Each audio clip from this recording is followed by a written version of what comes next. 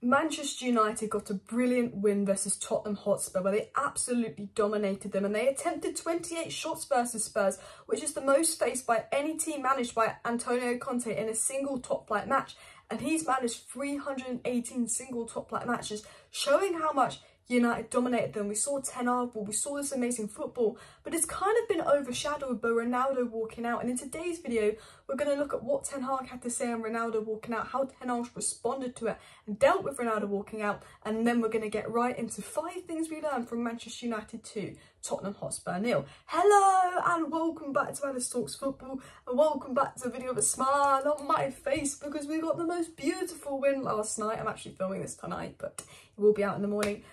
Oh my god, it was beautiful. It was just amazing. Ten Hag, I love.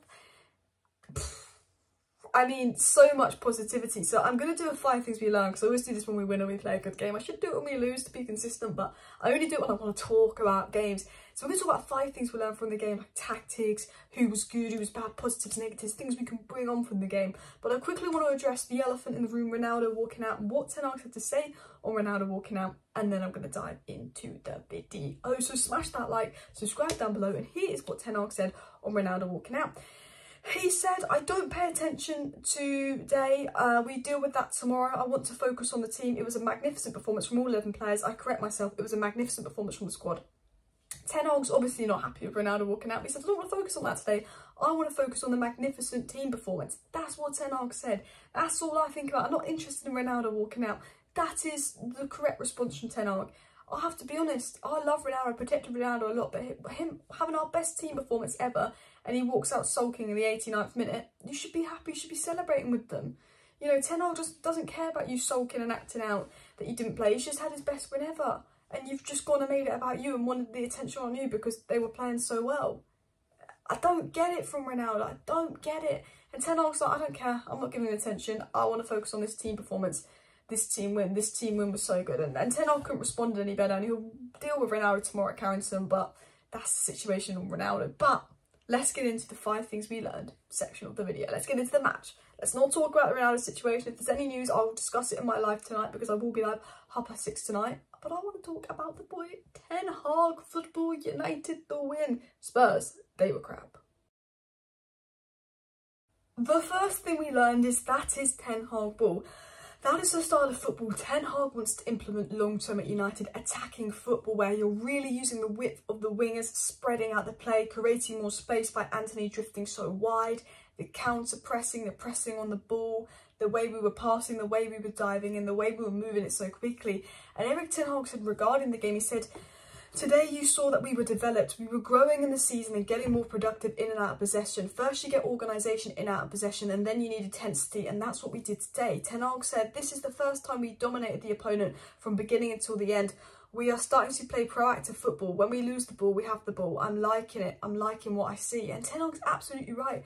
We were brilliant on and off the ball. Casemiro was just at a different level today. The midfield absolutely controlled the game, but just so much better on and off the ball. And the first time we've actually been good the full 90 minutes, there wasn't a spell where we let them in it, dominate the opponent, attacking football. Whenever we lost the ball, we were just winning it back right away, just so in control. And that is Ten Hag ball.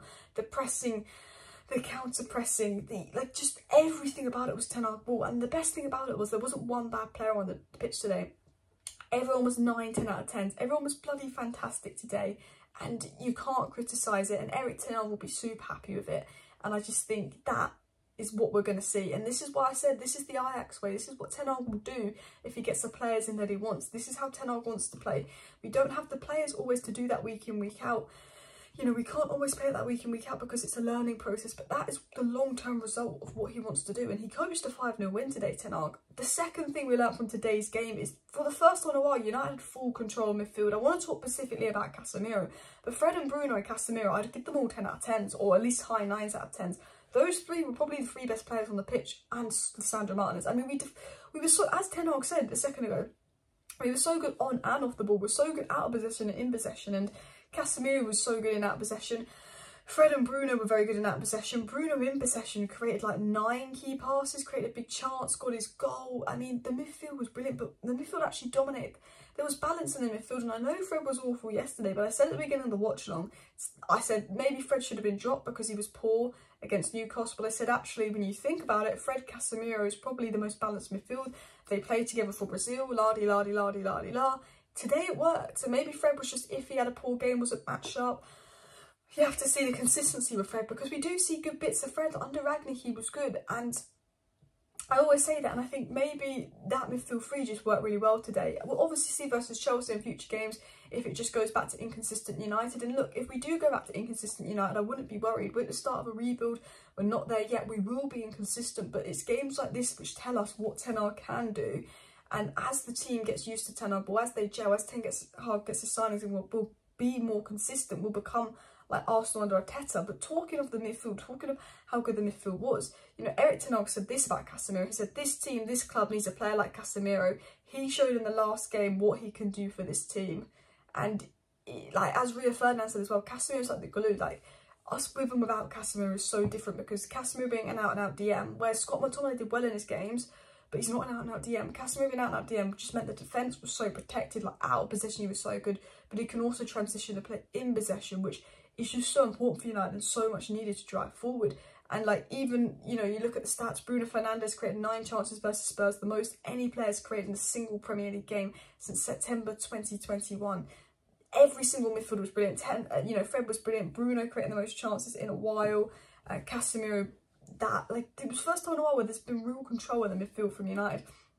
And the third thing we learned is the defence is consistent. Lisandro Martinez is Mr. Consistent, but Varane and Lisandro Martinez together, what a partnership. Another clean sheet, so consistent. And they're all posted on Instagram like, love you and all of that. They got that love relationship. You think they've been playing together for ages. It's the best duo I feel like we've had since Rio and Vidic. They look so good and so composed together.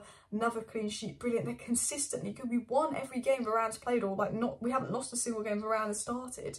Like, not a single game Varane has started we've lost, I don't think. Unless we lost, did Varane start the Man City game? I don't know. Did he play?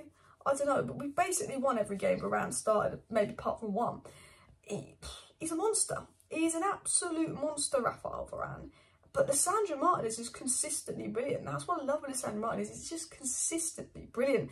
You take out Brentford and he's been basically our best player pretty much nearly every game. And there was a reason Ten Hag wanted him. There was a reason Ten Hag loves him. And he is just so needed. So needed. And, you know, Bruno Fernandes came out and said the defence was massive. Licho, Rafa, Casa and the 2 fullbacks. Wow. Even Bruno comes out and talks about how good Lisandro Martinez, how important he is. Loads of people in and around United always coming up talk about Lisandro Martinez, how good he is, this, that, Lisandro, this, Lisandro, that, how important he is, la-di-la-di-la. And Lisandro Martinez, and I wanted to say something that Lisandro Martinez said post-match reaction. Did a post-match reaction, Lisandro, because he was brilliant. And he said on the Argentina charts at the end of the match, he said, it touches me. I'm in one of the biggest clubs in the world. The atmosphere is fantastic in the stadium. And when I hear people chanting that, sometimes I want to cry. And I just thought that was really cute. Like, you just know he loves being at United. He loves being at this club. He's got that passion, that energy, that beast, that personality that we need. He feels so grateful to be at United. I think in the past, we've had signings that come and they come for the big wages and they're like, oh, we're in the Europa League, I could do better. Lisandro Martinez, he's come to United and he's like, I'm in love. This is where I want to be. And Lisandro Martinez's chance were brilliant. The fourth thing we learned is that Ten Hag needs a striker in Jan. You know, Ronaldo, that situation's starting to get messy. Martial's made a glass. Rashford, I thought was really good today. Luis made some fantastic saves, but for me, Rashford's a left winger. We need at least an attacker in January. Cody Gakpo's not a striker, but at least bring him in January and then get someone like an Ivan Toney or Osimhen in the summer, and I just believe we'll cook. Ivan Toney, Osimhen in the summer, good box-to-box in, maybe a backup right back for competition, and I generally believe we'll be in a good position. We'll absolutely cook. You know, he needs backing in January. You can see what Ten Hag wants to do. You have to give Ten Hag the signings, because we can see now what he can coach. He's changed the dressing room, he's changed the mentality, but we can see now what he can coach. And it's like, you've got to give Ten Hag the signings. Absolutely. And the fifth and final thing we learned from the game is Antony's really growing. He's taking on his man. Antony didn't get a goal or assist today, but I thought it was incredible, taking on his man. The way he ran at people, the fact that Perisic had to go from left back to right back because he couldn't deal with Antony, he was getting absolutely cooked. He was causing so many issues. And you see when United are playing possession football, Antony's growing. I think the first few games we played counter-attacking football where he just got a goal in a moment. But now we're playing possession football, Antony's really growing. That left foot is disgusting, but he needs to be a bit more versatile. Rashford, I thought, was really good, actually. It's his finishing that needs sorting out, and that's why he's not a striker, because a striker takes those chances. But Rashford's electric, he's good. I think the only negative in attack was Sancho. He's lacking confidence. He's not taking on his man. He's got to learn from that. But all in all, so positive, so good. And today's video was 5 things we learned from the game. And then at the beginning, I wanted to touch on Ronaldo walking out the tunnel and how Ten Hag responded to that, because I thought Ten Hag responded to that great. I will be live tonight at 6:30 p.m. We'll talk about this. You know, if you want to tell me your thoughts on the game, get involved in the live chat tonight. Tell me how you feel about the game. Tell me what you're thinking about the game. We'll all be discussing this game in the live chat tonight.